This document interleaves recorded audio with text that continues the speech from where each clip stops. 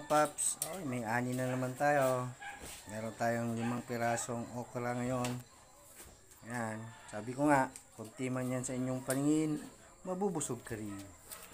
Tsaka puntahan natin yung ating garden kasi may bunga na daw yung talong. Ayan, tingnan natin.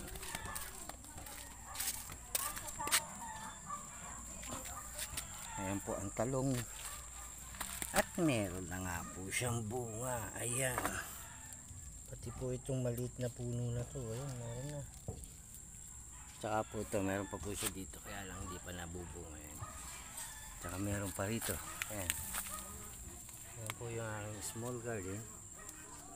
Kahit pa paano, yung aking ampalaya, kakukuha ko lang yan kahapon po ng dahon tsaka bunga. Nagmunggo po kami kahapon eh. Kaya yan. Okay, so aming patola naman po, actually meron na rin pong bunga to.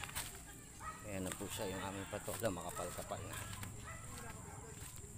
Ayan po, may bunga na siya yung patola. Ayan. Ayan po, lahat na may bulaklak po, may ano na yan, bunga na. So ayan po siya. Yung aming tanglad, napakayabong na. Sa ngayon po, walang nangihingi eh.